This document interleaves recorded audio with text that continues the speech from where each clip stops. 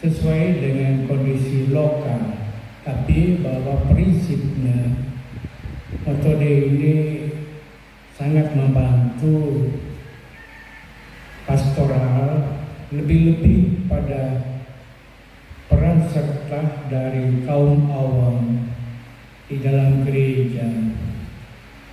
Waktu pertemuan para uskup FABC pada sidang pleno yang kelima di Bandung pada tahun 1990, saya masih di Roma, tapi kembali mendapat informasi itu, di mana dalam sidang pleno itu para uskup berpikir tentang bagaimana gereja Asia bisa memberikan atau hadir di Asia dalam konteks Asia secara lebih berdaya guna, lebih menghadirkan misi yang Yesus telah percayakan kepada gereja. Disadari bahwa Asia satu benua besar di mana agama-agama besar lahir di Asia ini, baik itu Hindu, Buddha, Kristen, Islam, semua ini datang lahir di Asia. Sementara itu realitas kehidupan masyarakat dan umat di Asia pada umumnya, kita berada pada situasi atau gereja, bukan mau katakan bahwa kita ini terkungkung oleh rasa diri kecil, tapi dari sisi kuantitas memang gereja adalah kelompok kecil di tengah mayoritas agama-agama yang ada di Asia. Sementara itu juga kita menghadapi realitas di mana kemiskinan itu sangat dominan mewarnai situasi hidup di Asia. Realitas lain adalah populasi dari kependudukan di Asia ini memang jumlah yang cukup besar, dan mayoritas yang ada di sana itu adalah anak-anak muda dan kaum perempuan. Bagaimana gereja mewujudkan diri di tengah realitas yang penuh dengan tantangan ini? Maka para uskup FABC dalam sidang pleno kelima di Bandung itu berbicara dan mencari cara baru bagaimana gereja Asia berwajah Asia, tapi menghadirkan bagaimana kabar gembira itu dalam konteks masyarakat Asia, umat yang ada di Asia ini, untuk menjawab situasi dan kebutuhan hidup.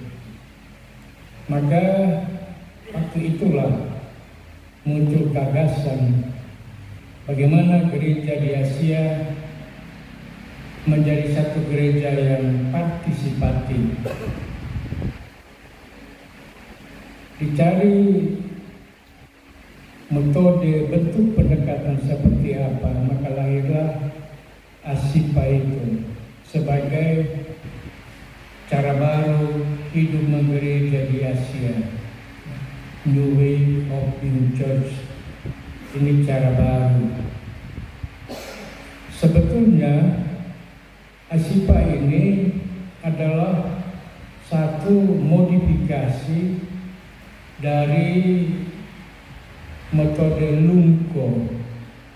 Ini juga satu pendekatan pastoral, pemberdayaan awam, lebih-lebih yang ada pada level komunitas kecil, komunitas basis yang sudah biasa di Afrika Selatan, bahkan juga di Amerika Latin dengan masalah-masalah sosial, ekonomi, sosial, politik. Gereja berpikir bahwa gereja harus tetap eksis dan kuat dan memperkuat pada level yang paling kecil adalah komunitas basis itu. Maka saat itulah di Amerika Latin dan juga di Afrika Selatan hiduplah peguyupan-peguyupan kecil yang benar-benar didampingi untuk bagaimana membangun kekuatan gereja pada level yang paling kecil adalah komunitas basis. Tokoh yang paling berperan di Lumko itu kita kenal juga kalau pernah baca dokumen-dokumen yang di Kuskupan ini yang pernah sudah diterjemahkan. Banyak program kita di Kuskupan ini sejak Monsinyur dari Senggawa itu kita sadur dari program-program Lumko. Nah, salah satu tokoh penting dalam gerakan ini itu Uskup Lobinger. Banyak buku-buku yang sangat praktis pastoral dalam pendampingan umat dalam gerakan untuk memperkuat akar rumput. Dia tidak hanya menulis buku, tapi dia aktif dalam gerakan ini untuk pendampingan. Saya memang 2 kali bertemu dengan beliau di Thailand dalam kegiatan-kegiatan pembentukan basis ini ketika ASIPA sudah dibentuk. Mereka inilah yang sangat berpengalaman, berperan dalam pembentukan komunitas basis gereja ini. Jadi Uskup Lobinger juga bersama dengan dia itu satu pastor yang kemudian juga jadi uskup, itu Oswald Himmer.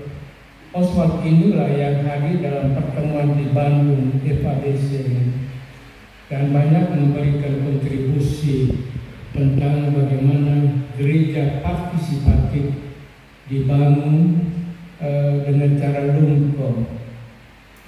Dari Bandung inilah kemudian dirumuskan, ditegaskan bahwa gereja Asia harus menjadi gereja yang partisipatif. Peranan awam diberi tempat yang lebih, bagaimana awam didampingi supaya berperan di dalam gereja. Setelah dari Bandung itulah pada tahun 1993 ada pertemuan khusus di Malaysia, di mana pertemuan konsultasi mendapat mandat dari FABC untuk bagaimana merancang metode baru untuk membangun gereja partisipatif itu. Maka lahirlah ASIPA itu di Malaysia, Asian Integral Pastoral Approach. Ini pendekatan pastoral terintegrasi, bagaimana gereja masuk di dalam tata kehidupan dunia, soal-soal yang iman, yang rohani harus juga itu seimbang dengan masalah-masalah sosial yang harus ditanggapi.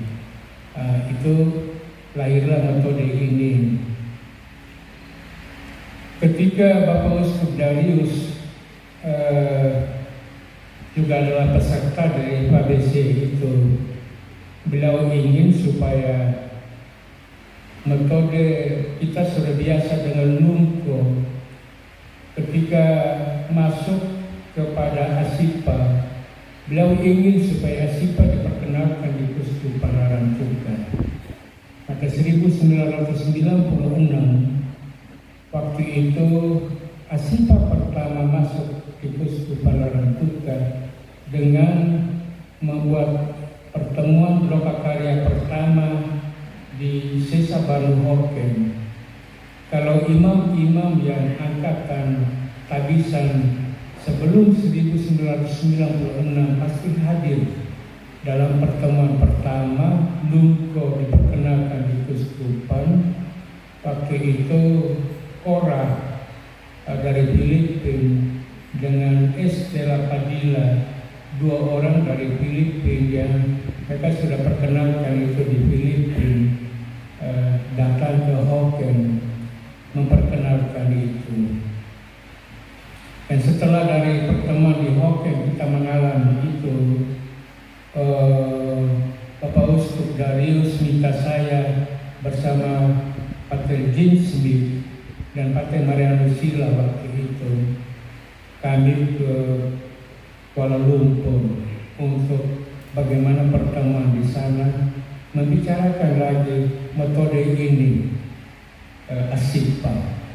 Waktu itu saya bertemu lagi dengan Oswald Himmer yang juga pakar dari pendampingan ini.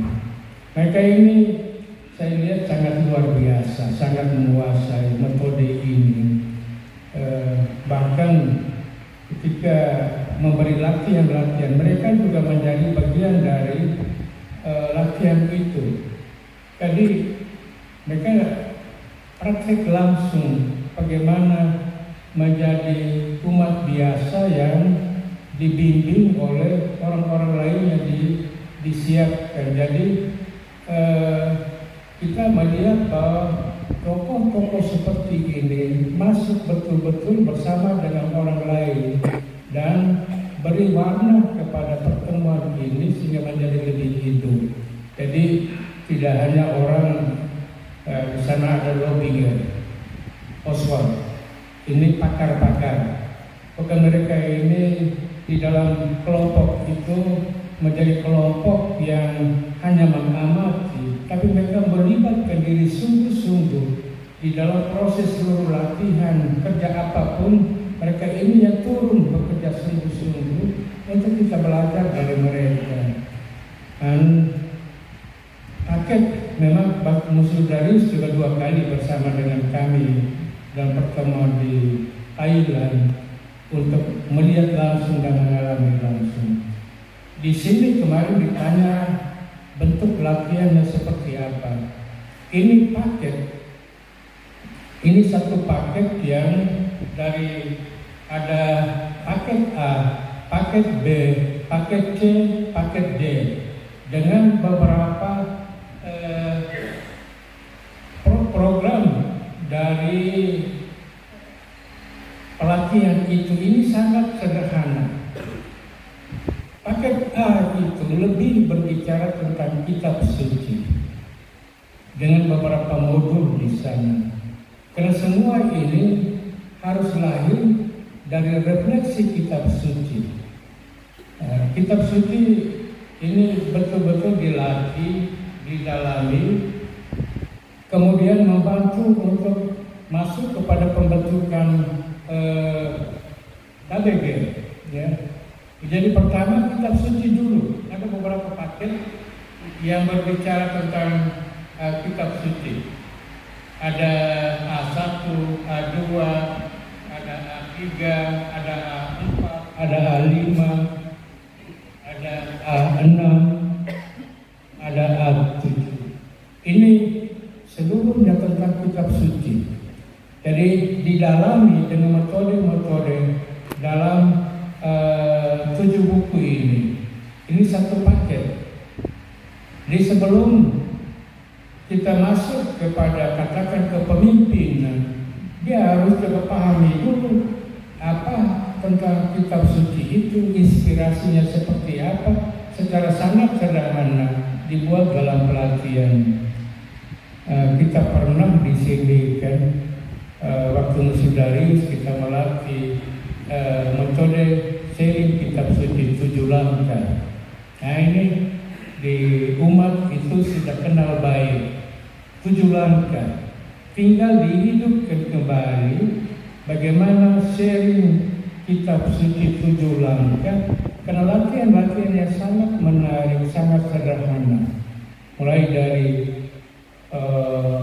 bagaimana bertemu dengan doa mengundang Yesus, menjelaskan dulu mengapa mengundang Yesus. Ini latihan. Lalu mereka dilatih untuk berdoa spontan bagaimana mengundang Yesus di dalam pertemuan itu. Mereka dilatih betul sehingga doa-doa spontan juga muncul pada saat itu untuk mengundang Yesus hadir. Lalu mendengarkan firman-Nya, langkah-langkah dibuat mendengarkan firman. Kemudian hening, membiarkan Yesus berbicara. Setelah hening, apa yang Anda dengar? Itulah sharing. Dengan langkah sampai kepada mereka memilih juga moto dari komunitas. Dalam minggu ini kita punya moto apa? Dari teks kitab suci itu dibawa selama seminggu itu sampai pada pertemuan minggu berikutnya. Lalu memutuskan kegiatan-kegiatan komunitas apa yang bersumber dari kitab suci. Ini dibimbing dengan sangat teratur. Dan dari situ masuk kepada pembentukan komunitas basis. Salah satu di sini yang B1. Ini latihan pertama menyadari dulu small Christian community atau komunitas basis gerejawi adalah sebuah rumah tangga dan keluarga bagi siapa saja. Ini mau ditekankan bahwa orang harus sadar betul dan merasakan di KBG itu adalah rumahnya. Rumah bagi siapa saja. Harus rasanya rumah. Nah, kalau ini tidak dirasakan, ya bolehlah kita undang untuk datang bertemu. Tapi di sana dia tidak rasa bahwa itu rumahnya. Apa maksudnya dibuat latihan untuk merasakan bahwa itu rumahmu? Bentuk-bentuk latihan beberapa paket itu. Lalu sampai kepada paket C itu adalah gereja partisipatif. Partisipasi yang dijelaskan di sana. Yang terakhir itu kepemimpinan. Jadi kalau masuk pada kepemimpinan, dia dibawa mulai dari kitab suci. Dari kitab suci lalu masuk pada pemahaman komunitas basis itu apa. Lalu dia sampai kepada bagaimana memahami partisipasi. Lalu dia menjadi seorang pemimpin dengan proses-prosesnya menjadi pemimpin itu dilatih.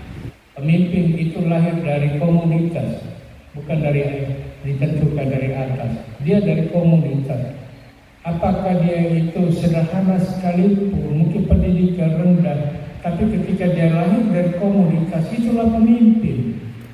Pemimpin dari komunitas, bukan pemimpin yang pastor tunjuk bahwa saya bisa kerja dengan dia, saya senang dengan dia, tapi ini lahir dari komunitas. Prosesnya itu diberi pelatihan, sehingga dari komunitas ini akan lahirlah pemimpin-pemimpin di paroki. Karena mereka datang dari komunitas-komunitas ini, hemat saya.